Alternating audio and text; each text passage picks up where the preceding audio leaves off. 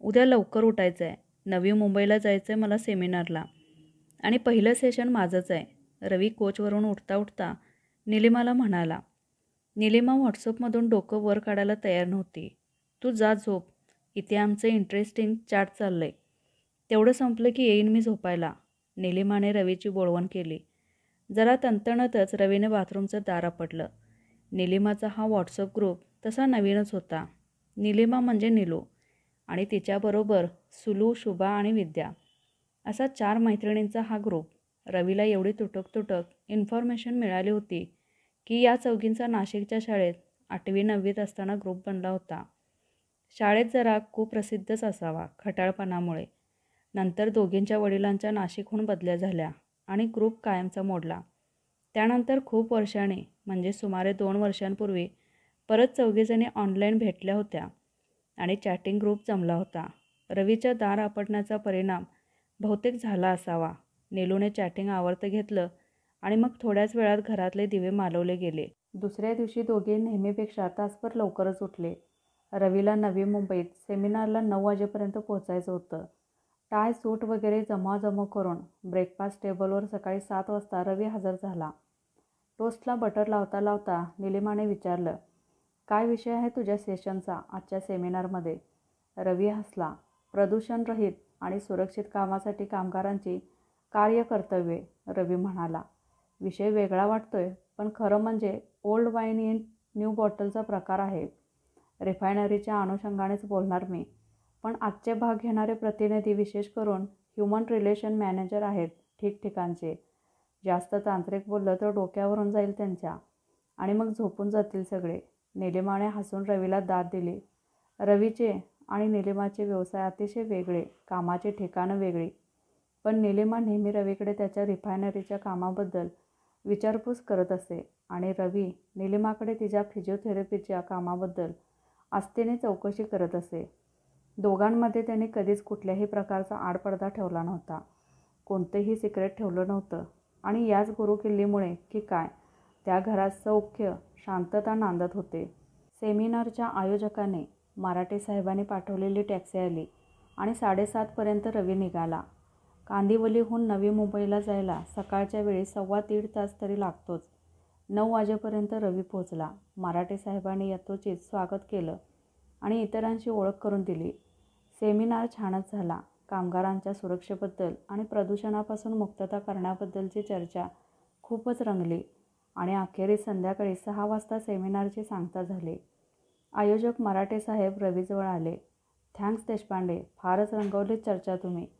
या विषयात तुम्ही तज्ज्ञ आहात याबद्दल शंकाच नाही, मराठे म्हणाले. मराठ्यांच्या मागे एक 30च्या आसपास वयाची महिला उभी होती.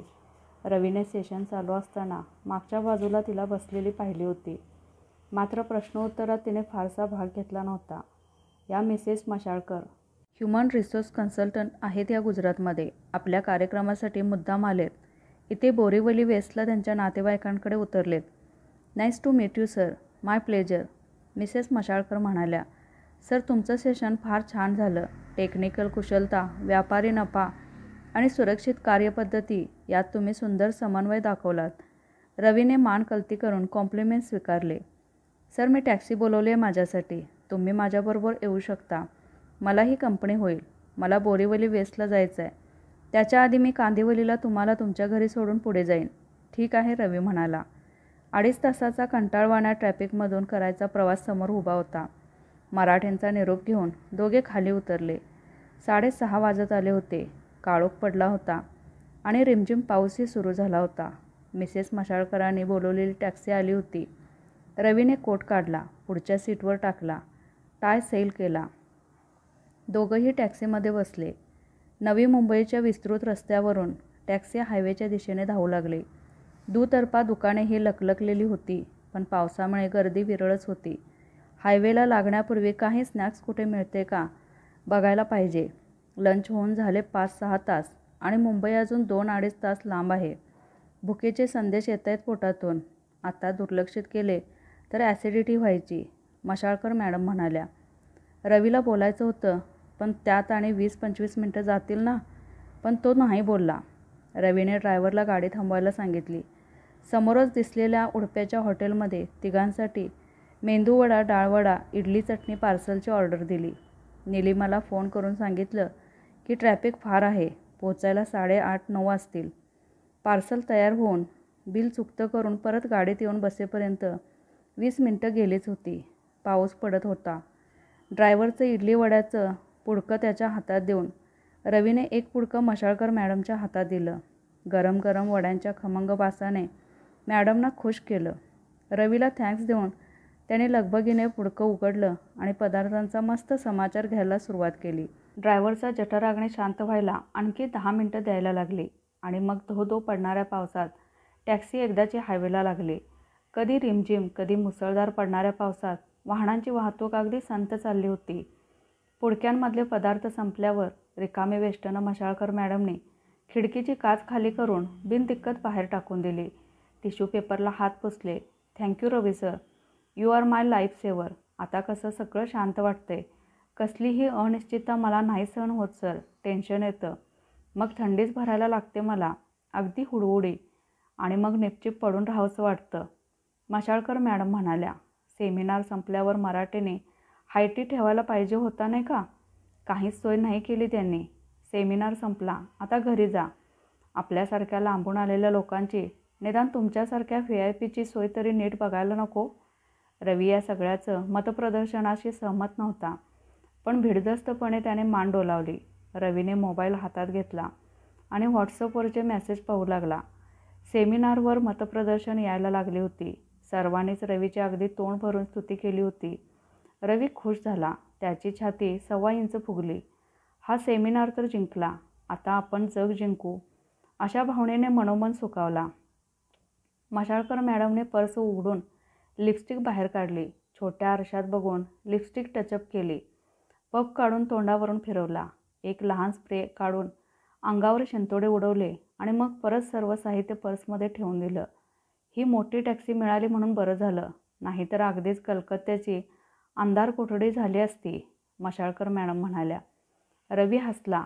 एरवी रवीने ही तुलना कशी चुकीची आहे हे दाखवून दिलं असतं, पण आत्ताच्या त्याच्या उल्लसित मूडमध्ये तो कुठल्याही विनोदाला किंवा विनोदाच्या प्रयत्नाला दाद द्यायला तयार होता. गप्पांचे फुटाणे तडतडू लागले. विनोदी प्रसंगांच्या आठवणी बाहेर निघू लागल्या. एक मजेचं, आनंदाचं वातावरण गाडीत पसरून राहिलं. 1 तास असाच गेला. कोणत्याही प्रकारचे वैयक्तिक स्वरूपाचे विषय, विवादास्पद विषय बोलण्यात नाही आले. रवीने घड्याळात पाहिलं. 8 वाजत आले होते. पाऊस थांबला होता, पण विजांचा कडकडाट आता सुरू झाला होता. रवीने बाहेर पाहिलं. टॅक्सी एक्सप्रेस हायवेवर होती. विक्रोळी जोगेश्वरी लिंक रोडचं वळण जवळ आलं होतं. टॅक्सी लिंक रोडला वळली आणि एकदमच थांबली. काय झालं ड्रायव्हर, गाडी का थांबवली? रवीने विचारलं. काही समजत नाही, इंजिनच अचानक बंद पडले, ड्रायव्हर म्हणाला. त्या समोरच्या शेडमध्ये कोणी मेकॅनिक आहे का पाहतो, असे म्हणून ड्रायव्हर छत्री उघडत गाडीबाहेर उतरला. 5-7 मिनिटं अशीच गेली. बाहेर काळोख, हलकासा रिमझिम पाऊस, मधूनच होणारा विजांचा लखलखाट, बाजूच्या डबक्यातल्या बेडकांचं ओरडणं, हायवेच्या ट्रॅफिकचा घरघरणारा आवाज, सगळंच विचित्र कॉम्बिनेशन. रवीला बोलणं सुचेना की व्हॉट्सअपकडे बघणं सुचेना.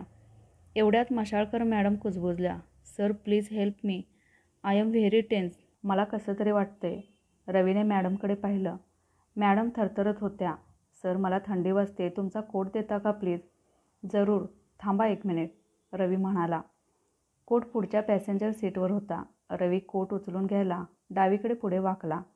तेवढ्यात मॅडम थरथर कापत उजवीकडे रवीच्या बाजूला सरकल्या आणि त्याने रवीचा डावा हात पकडला. सर फार थंडी वाजते, काहीतरी करा. मशाळकर मॅडम विवळल्या. रवीला धड उठता येईना की बसता येईना. तो डावीकडे वळला आणि आपले डावे उजवे हात मशाळकर मॅडमच्या भोवती लपेटून रवीने त्यांना आपल्या कवेत घेतले. थरथरणाऱ्या मशाळकर मॅडमना थोपटून थोपटून रवी शांत करू लागला. ऊब आणि दिलासा मिळाल्याने की काय, मशाळकर मॅडम हळूहळू शांत झाल्या. बाहेर विजांचा लखलखाट चालूच होता. ड्रायव्हर, मेकॅनिक कोणाचीही चाहूल लागत नव्हती. 2-4 मिनिटं अशीच गेली. रवीला बिलगून त्याच्या खांद्यावर डोकं ठेवून त्याच्या मिठीत डोळे बंद करून मशाळकर मॅडम शांत पहुडल्या होत्या. सावकाशपणे रवी बाजूला झाला. मशाळकर मॅडमचे डोके त्याने मागे टेकले. पुढे वाकून आपला कोट पुढच्या सीटवरून उचलला आणि मशाळकर मॅडमच्या अंगावर घातला. रवी कोट जरा सारखा करत होता तेवढ्यात बाहेर माणसांची चाहूल लागली. ड्रायव्हर मेकॅनिकला घेऊन आलेला दिसला. गाडीचं बोनेट उघडून मेकॅनिकने काहीतरी खाटकूट केली. मग ड्रायव्हर गाडीत त्याच्या सीटवर येऊन बसला आणि मेकॅनिकच्या आदेशाप्रमाणे त्याने स्टार्टर मारला. गाडी स्टार्ट झाली. ड्रायव्हरने मेकॅनिकला पैसे दिले. तो निघून गेला. ड्रायव्हरने गाडी सुरू केली. गाडी मार्गाला लागली. दिवसभरचा सेमिनारचा ताण, रात्रीच्या गर्द काळोखात पावसात संत चालणाऱ्या ट्रॅफिकमधला तासनतास चाललेला प्रवास आणि नंतर हा सगळा प्रकार. रवी अगदी थकून गेला होता. मागे डोकं टेकल्या टेकल्या रवीला एकदम गाढ झोप लागली. सर सर उठा, घर आलं तुमचं, उतरताय ना? मशाळकर मॅडम रवीला हलवून उठवत होत्या. रवी खडबडून जागा झाला. टॅक्सी रवीच्या कांदिवलीच्या सोसायटीच्या पोर्चमध्ये उभी होती. रवीने बॅग उचलली. त्याने टॅक्सीचं दार उघडायला हँडलवर हात ठेवला. हा तुमचा कोट सर. रवीचा कोट त्याच्या हातात देत मशाळकर मॅडम म्हणाल्या. आणि थँक्यू सर. रवी कसाबसा टॅक्सीतून उतरला. Thank you very much, good night असं तोंडातल्या तोंडात पुटपुटत रवीने एक हात जेमतेम हलवल्यासारखं केलं आणि तो लिफ्टकडे वळला. रवी वर पोचला. निलिमाने दार उघडलं. रात्रीचे 9:30 वाजले होते. रवीने बॅग एकीकडे टाकली, कोट टाय दुसरीकडे टाकले, बूट मोजे काढले आणि सरळ बाथरूममध्ये गेला. रवी स्वच्छ होऊन बाहेर आल्यावर निलिमाने त्याला विचारलं, रवी जेवतोस ना? नको, रवी म्हणाला. झोप फार आली आहे, दमायला झालंय. It was a long day. जेवण नको, झोपतो मी आता. बेडरूममध्ये जाऊन रवी झोपून गेला. निलिमाची सुद्धा फिजिओथेरपीची 2 मोठी सेशन झाली होती. तिनेही थोडं जेवून घेतलं आणि आवराआवरी करून मोबाईल चार्जिंगला लावून पाठोपाठ तीही झोपायला गेली. पोटात कावडे ओरडायला लागल्याने रात्री 2:30ला रवीला जाग आली. 4-5 तास चांगली झोप झाली होती. किचनमध्ये जाऊन रवीने स्नॅक्सची सोय बघितली. एका डिशमध्ये बिस्किटे, टोस्ट आणि एक गरम दुधाचा ग्लास घेऊन रवी बाहेर आला आणि डायनिंग टेबलवर बसून आरामात सगळं खाल्लं. अंतरात्मा शांत केला. रवीने चार्जरवरून आपला मोबाईल काढला. व्हॉट्सअप उघडलं. सेमिनारबद्दल आणखी काही कौतुकाचे अभिप्राय येत होते. सगळे नवे मेसेज रवीने वाचले. चूळ भरून ब्रश करून रवी परत झोपायला गेला. रात्रीचे 3 वाजले होते. अंगावर पांघरून घेऊन रवी निद्रादेवीची आराधना करू लागला. सेमिनारचे विचार मनात येऊ लागले. मराठीने करून दिलेली ओळख, सेशन संपल्यावर उत्स्फूर्तपणे झालेल्या टाळ्यांचा गजर, चीफ गेस्टने केलेलं कौतुक, सगळ्या आठवणी परत परत चघळूनही त्यांचा मदाळपणा कमी होत नव्हता. विचारांची गाडी सेमिनारच्या समारोपावर आणि परतीच्या प्रवासावर येऊन ठेपली. मराठ्यांचा निरोप घेऊन निघाल्यावर तो काळोख्या पावसाळी रात्रीतला टॅक्सीचा प्रवास, टॅक्सीचं बंद पडणं, मशाळकर मॅडमचं अचानक उपटलेलं आजारपण, सगळं रवीला आठवलं आणि मग मात्र रवीचा आनंदी समाधाने रिलॅक्स मूड पूर्ण नाहीसा झाला. एक प्रकारच्या अस्वस्थतेने, अनामिक हुरहुरीने त्याला ग्रासलं. रवी बराच वेळ विविध विचाराने एका कुशीवरून दुसऱ्या कुशीवर तळमळत होता. पहाटे पहाटे त्याचा डोळा लागला. रविवारची सकाळ झाली होती. रवीला उठायला जरा उशीर झाला. निलिमा आधीच उठली होती. टेबलावर रिकामी बशी आणि दुधाचा रिकामा ग्लास तिने पाहिला होता. निलिमा चहाच्या तयारीला लागली. रवी उठून बाहेर आला. निलिमाने दिलेला गरम चहाचा कप त्याने तोंडाला लावला. 1 कप चहा पोटात गेल्यावर रवीला तरतरी आली. कालच्या परतीच्या प्रवासाबद्दलची बेचैनी काढून टाकण्यासाठी निलिमाशी चर्चा करणं त्याला आवश्यक वाटलं आणि मग कुठलाही आडपडदा न ठेवता घडलेला सर्व प्रकार रवीने निलिमाला सांगून टाकला. त्याला स्वतःला जरी त्यामुळे हलकं वाटायला लागलं तरी त्या प्रसंगातले बोचरे कंगोरे त्याला टोचतच राहिले. निलिमाने शांतपणे सर्व ऐकून घेतलं. रवी, या मशाळकर बाईला तू आधी कधी भेटला होतास का? नाही म्हणजे तुझ्या कामाच्या संदर्भात दुसऱ्या कुठल्या सेमिनारमध्ये किंवा एखाद्या पार्टीमध्ये? निलिमाने विचारलं. रवी चमकला. 2 कप गरम चहा प्यायल्यानंतर तो पूर्ण सावध होता. निलिमा बारीक डोळे करून त्याच्याकडे पाहत होती. नाही बुवा, अजिबात नाही. रवीने निर्वाज्य चेहऱ्याने खरं तेच सांगितलं. मराठीने सेमिनार संपल्यावर ओळख करून दिली. तीच पहिली भेट. मग रवी, तू झोपलेला असताना सोसायटीच्या बी विंगच्या पोर्चमध्ये कसं तिने तुला बरोबर आणून सोडलं? एवढा ॲक्युरेट पत्ता तिला कधी आणि कोणी सांगितला? निलिमाने विचारलं. सेमिनारच्या पत्रकात मिळाला असेल पत्ता. रवीने गुळमुळीत उत्तर दिलं. निलिमा विचार करत होती, आपल्या फिजिओथेरपी व्यवसायात आपण आपल्याला प्रमाणाबाहेर जास्त गुंतवून तर घेतलं नाही ना. रवीमध्ये आणि आपल्यामध्ये दोघात आडपडदा आपण कधीच ठेवला नव्हता असं आपण समजतो, पण ते खरं आहे का? रवीने सांगितलेली गोष्ट म्हणजे पूर्ण सत्य असेल की अर्ध सत्य आहे? पण जर अर्ध सत्य असेल तर पूर्ण सत्य काय आहे? आपण एवढा कौटुंबिक सुरक्षिततेचा टेंबा मिळवतो, आपल्याकडे इन्शुरन्स आहे, दारावर व्हिडिओ मॉनिटर आहे, मोलकरणीचा पोलीस क्लिअरन्स आहे, पण अभेद्य कौटुंबिक सुरक्षा कवच द्यायला हे पुरेसं आहे का? थोड्या वेळाने निलिमाने स्वतःला सावरलं, विचारांचा ओघ आवरता घेतला. दिवसभराची कामं सुरू झाली. मनात विचारचक्र चालूच होती. दुपारी जेवताना निलिमा रवीला म्हणाली, रवी, 2 शक्यता आहेत. एक तर मशाळकर बाईंचं दुखणं जेन्युइन असेल किंवा ते एक ढोंग असेल. जर जेन्युइन असेल तर तिला मदत केल्याबद्दल आभार मानायला ती तुला फोन करेल. जर ढोंग असेल, काही सेटअपचा प्रयत्न असेल, तर पुढच्या मागणीसाठी ती तुला फोन करेलच. दोन्ही शक्यता संभवतात. आपल्याला तूर्त काहीच करायचं नाही. फोनची वाट बघायची. फोन नाही झाला तर शिकलेला धडा ध्यानात ठेवायचा. भविष्यात सावध राहायचं. किलमिश झटकली गेली. मनं साफ झाली. येईल त्या संकटाचा सामना करायला एकजुटीने मोर्चे बांधणी झाली. सोमवारी रवी ऑफिसला गेला. सकाळी मीटिंगच्या वेळी त्याने मोबाईल ऑफ ठेवला, मात्र दुपारी मोबाईल अगदी आवर्जून ऑन ठेवला आणि दरवेळी बेल वाजली की तो ताबडतोब फोन उचलून घेत असे.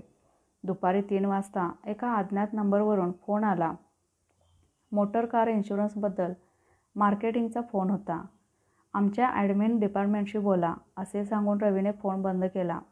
अर्ध्या तासाने परत दुसराच अज्ञात नंबर, यावेळी ज्ञाती संवर्धन मंडळाकडून देणगी देण्यासाठी. नंतर बघू असं म्हणून रवीने फोन बंद केला. सोमवारची दुपार संध्याकाळ पार पडली. मंगळवारी दुपारी 2 वाजता अज्ञात नंबरवरून फोन आला. सर, मी बोलते. ओळखलं का? मशाळकर मॅडमचा आवाज. सर, काल आपल्या ज्ञाती संवर्धन मंडळाच्या मुलीने तुम्हाला फोन केला होता देणगीबद्दल. सर, आपलं ज्ञाती संवर्धन मंडळ होतकरू विद्यार्थ्यांना मदत करण्यासाठी निधी जमवते. तुमच्याकडून मोठी अपेक्षा आहे सर. मॅडम, नंतर बघू, कामात आहे मी सध्या. संभाषण लवकर संपवण्यासाठी रवी बोलला. बरं, ते राहू द्या सर, मशाळकर मॅडम म्हणाल्या. परवाच्या सेमिनारचे काही फोटो आहेत माझ्याकडे. तुमच्याकडे मोबाईलवर पाहायला पाठवते मी. तुमचा फोटो छानच आला आहे सर. तुम्ही बघून घ्या आणि तुमच्याकडून क्लिअर असेल तर आपण मराठ्यांना पाठवू. नाहीतर तुम्हीही तुमच्या फेसबुक पेजवर पोस्ट करू शकाल. संध्याकाळपर्यंत पाठवते मी सर. मग उद्या बोलू. आणि सर, ते ज्ञाती संवर्धन मंडळाच्या देणगीचंही लक्षात ठेवलं तर बरं होईल. ठेवू मी फोन? Good day sir. रवीने सुटकेचा सुस्कारा सोडला. किती आर्जवपूर्वक बोलत होत्या मशाळकर मॅडम. निलिमालाही त्याने फोन करून कळवलं की मशाळकर मॅडमच्या मनात काही काळबेरं दिसत नाही आहे. तिच्या मंडळाला 1000 रुपयांची देणगी देऊन टाकू. खुश होईल बिचारी. हां, निलिमा म्हणाली आणि तिने फोन खाली ठेवला. संध्याकाळचे 7 वाजले होते. नवीन नुकताच घरी आला होता. निलिमा त्याच्या 1-1.5 तास आधी घरी आली होती. दोघेही हॉलमध्ये बसले होते. चहा घेत होते. दिवसभराच्या गप्पा गोष्टी चालल्या होत्या. रवीच्या मते मशाळकर मॅडम आता इतिहासात जमा झाल्या होत्या आणि चहाच्या कपातलं वादळ आता शांत झालं असं समजायला पाहिजे होतं. बाजूच्या टेबलावर ठेवलेल्या रवीच्या मोबाईलमधून टिंग टिंग आवाज यायला लागले. कोणीतरी फोटो पाठवते वाटतं, रवी म्हणाला. काही मिनिटातच आवाज थांबले. रवीने हात लांब करून मोबाईल उचलला. अज्ञात नंबर. अज्ञात नंबरने पाठवलेल्या व्हॉट्सअप मेसेजबरोबर फोटोग्राफ संलग्न केले होते. जास्त विचार न करता रवीने फोटोग्राफ उघडले. 6 फोटो होते. एका फोटोत रवी कोणा अज्ञात महिलेला कवेत घेऊन बसलेला दिसत होता, तर दुसऱ्या फोटोत रवी अज्ञात महिलेला हळूवारपणे थोपटताना दिसत होता. एका फोटोत सेमिनारचं पत्रक सहज समोर ठेवलेलं, जणू प्रसंगाचे ठिकाण व वेळ समजण्यासाठी. सर्व फोटोत रवीचा चेहरा ओळखू येण्यापत स्पष्ट दिसत होता, पण महिलेचा चेहरा रवीच्या बाहूंमागे नाहीतर खांद्यांमागे बऱ्याच प्रमाणात लपलेला होता. रवी जसा एक एक फोटो पाहत गेला तसा त्याचा चेहरा भकास होत गेला. शेवटी रवीच्या हातातून मोबाईल गळून पडला. निलिमाने मोबाईल उचलला. निर्विकार चेहऱ्याने एक एक करून फोटो पाहिले. मोबाईल खाली ठेवून दिला. निलिमा विचार करू लागली. फोटो तर आलेत, आता पुढे काय? रवी विचार करण्याच्या परिस्थितीत नव्हता. हा एक पद्धतशीरपणे रचलेला डाव आहे, यात शंकाच नाही रवी. ही डावाची सुरुवात आहे आपल्याला या खेळात शिकार केलेला आहे आणि शिकारी आपली शिकार करायला बसलेला आहे. आपल्याला त्याचा डाव मोडून पाडायचा आहे रवी. हिंमत सोडून कसं चालेल? निलिमा म्हणाली. रवी डोळे बंद करून मान मागे टाकून जीव गेल्यासारखा पडला होता. मान हलवून निलिमाला साथ द्यायचीही त्याला शक्ती नव्हती. रवी उठला, सरळ बेडरूममध्ये जाऊन झोपला. निलिमाने परत मोबाईल हातात घेतला. सगळे फोटो परत ती बारकाईने पाहू लागली. रवीचे असले फोटो पाहण्याची तिला सवय नव्हती. कष्टाने तिने मन शांत ठेवलं. रवीवर कोणीतरी निशाणा साधला आहे आणि आपल्याला त्याची ढाल बनायचं आहे, एवढंच मर्यादित साध्य तिने समोर ठेवलं. त्या फोटोंमध्ये निलिमाला काहीतरी खटकत होतं. टॅक्सीच्या मागच्या सीटवर चाललेले या प्रकाराचे फोटो टॅक्सीच्या खिडकीतून कोणीतरी काढले होते. रवीला जो विजांचा लखलखाट वाटला तो थोडा बहुत कॅमेऱ्याचा फ्लॅशही असू शकेल. फोटो घ्यायचं काम ड्रायव्हरशिवाय दुसरं कोण करणार? फोटो थोड्याफार प्रमाणात एडिट केल्यासारखे वाटत होते, जेणेकरून चेहऱ्यावरचे अंधार उजेड कृत्रिमपणे कमी जास्त केल्यासारखे वाटत होते. नीट निरखून पाहिलं तर बरीच विसंगती नजरेला येत होती. पण निरखून पाहत बसणार कोण? हे फोटो जर सोशल मीडियावर गेले तर वरवर पाहूनच लोकांनी आपापली निकालपत्र जाहीरपणे दिली असती. निलिमाने ते फोटो परत एकदा निरखून पाहिले आणि मशाळकर मॅडममध्ये तिला जरा ओळखीचा भास झाला. शंका तर आली आहे. आता उद्या पुढे बघू, असे म्हणत निलिमाने रवीचा मोबाईल बाजूला ठेवला. 8च वाजले होते. स्वतःच्या मोबाईलवर निलिमाने व्हॉट्सअप उघडलं. तिचा फेवरेट चॅटिंग ग्रुप आधीच हजर होता. गप्पा मारत होता. सुलू आणि विद्याच्या दागिन्यांबद्दल, विशेष करून डायमंड नेकलेसबद्दल गप्पा चालल्या होत्या. हा आपला प्रांत नाही, असे म्हणून निलिमाने त्यांचा निरोप घेतला. निलिमाने जेवणाची तयारी केली. रवीला उठवलं. दोघंही जेवायला बसले. रवी मान खाली घालून जेवण चिवडत होता. आपल्या बिनखरकटा डाव्या हाताने रवीच्या हातावर थोपटत निलिमा रवीला म्हणाली, जेव रवी, धीर धर जरा. कसला धीर धरायचा? रवी नाराजीने म्हणाला, हे फोटो सोशल मीडियावर आले तर तोंड दाखवायला जागा राहणार नाही. रिफायनरीतून काढून टाकतील. क्लबची मेंबरशिप जाईल. कोणी मित्र जवळ करणार नाहीत. काय 20-25 हजार त्या मॅडम मागतील ते देऊन टाकावं. निघेल काहीतरी मार्ग. उद्या बघू, निलिमा म्हणाली. नाहीतर असं वाटतं मला, रवी बोलत होता. एक पैसाही देऊ नये तिला. मुंबई सोडून जावं. जुन्नरला आपला खिशाभाऊ राहतो, माझा आत्तेभाऊ. त्याच्याबरोबर शेती करावी. निलिमाच्या डोळ्यांसमोर दुपारची शेतात भाजी भाकरी घेऊन जाण्याची ड्युटी उभी राहिली आणि अंगावर शहारे आले. गावात राहायला गेल्यावर फिजिओथेरपी प्रॅक्टिसला फारसा वाव नसणार, हेही तिचे लक्षात आले. अशाच खिन्न विचित्र वातावरणात जेवणं झाली. थोडा वेळ टीव्ही समोर बसून रवी झोपायला गेला. मेसेजेस पाहून दिवसभराच्या कामाचे रिपोर्ट फाईल करून निलिमाही झोपायला गेली. दुसऱ्या दिवशी दुपारी ज्ञाती संवर्धन मंडळाकडून फोन आला. त्या दिवशीचाच मुलीचा आवाज. थँक्यू व्हेरी मच सर, मंडळाला 5 लाखांची देणगी देऊन प्रमोटर होण्याचं कबूल केल्याबद्दल. काय? मी एवढी मोठी रक्कम? रवी चाचरत म्हणाला. हो सर, रक्कम मोठी आहे. मोठ्या मनाने तुम्ही 5 लाख द्यायचं कबूल केलं आहे, म्हणूनच थँक्स. मंडळाची मुलगी निर्लज्जपणे तोंडभर हसून म्हणाली. आणि सर, शनिवारपर्यंत चेक तयार ठेवायला जमेल ना? शनिवारी लंचला दुपारी 1 वाजता बोरिवलीच्या स्टार परेड रेस्टॉरंटमध्ये आमच्या मॅडम भेटतील तुम्हाला. त्यावेळी तुम्ही चेक द्यायचा आहे सर त्यांना. वयाच्या 35शीत 5 लाख रुपये ही मोठी रक्कम वाटणं स्वाभाविक होतं आणि एवढी रक्कम कोणाला फुकाफुकी देण्याच्या विचाराने रवी निराश होऊन गेला. जुन्नरला केशवभाऊला रवीने फोन केला. रवीला एकदमच मुद्द्याला हात घालता येईना. इकडचं तिकडचं काहीतरी बोलून रवीने फोन खाली ठेवला. संध्याकाळी घरी गेल्यावर निलिमाला त्या 5 लाखांच्या मागणीबद्दल रवीने सांगितलं. निलिमानं शांतपणे सगळं ऐकून घेतलं. रवी, हे प्रकरण 5 लाखांनी मिटणार नाही. ती बया जन्मभर तुला छळत राहील, पैसे उकळत राहील. तू भेट तिला शनिवारी रेस्टॉरंटमध्ये. चेक आणला, जेवण झाल्यावर देतो म्हणून सांग. बघूया आपण. मला एक उपाय सुचतोय. शनिवारीच कळेल तुला, निलिमा म्हणाली. हिला काय उपाय सुचलाय ते रवीच्या लक्षात येईना. पोलिसात जाण्यात काही अर्थ नव्हता, कारण ज्ञाती संवर्धन मंडळ नावाची पोकळ का होईना संस्था असणार हे नक्कीच. आणि रवीने राजीखुशीने संस्थेचा प्रमोटर होण्याचं कबूल केलंय हे त्यांचं म्हणणंही खोडून काढणं अवघड होतं. उरलेला आठवडा रखडत रखडत चालला होता. ऑफिसमध्ये, क्लबमध्ये प्रत्येकाशी बोलताना, हास्यविनोद करताना रवीच्या मनात विचार येत होते की उद्या हे फोटो व्हायरल झाले तर माझ्याबरोबर ही माणसं अशीच वागतील का? हास्यविनोद करतील का? जुन्नरला गेलो तरी हे सगळं प्रकरण आपल्या पाठोपाठ तिथे येईल का? की तिथेही आपण दुरून येताना दिसलो तरी लोक मुलीबाळींना लपवून ठेवतील? या नाचक्कीपासून दूर पळायला जगाच्या पाठीवर कुठे जागा असेल का? तिकडे निलिमानेही आपले चक्र फिरवायला सुरुवात केली होती. नाशिकला बरेच टेलिफोन कॉल्स करून जुन्या मैत्रीला, जुन्या ओळखींना उजाळा देत बरीच मोलाची माहिती तिने मिळवली होती. आणि जुन्नरला जाण्याचा पर्याय राबवावा लागणार नाही इतपत आता तिला आत्मविश्वास आला होता. शनिवार आला. रवी दुपारी बरोबर 1 वाजता स्टार परेड रेस्टॉरंटमध्ये पोचला. मशाळकर मॅडम आधीच येऊन एका बाजूच्या टेबलवर निवांत बसल्या होत्या. वरकरणे हसत रवी मॅडमच्या समोर बसला. या सर, आणलात चेक? मॅडमने मुद्द्यालाच हात घातला. आणलाय चेक मॅडम, पण जेवून तर घेऊया. अशा हॉटेलमध्ये आलोच आहोत तर बसूया निवांत, रवी म्हणाला. मॅडम अनिच्छेने बसल्या. ऑर्डर दिली. 15 मिनिटांनी वेटरने सर्व्हिस सुरू केली. फारसं काही बोलण्यासारखं नव्हतं. न बोलता दोघंही जेवू लागले. हॅलो सुलू, आवाज आला.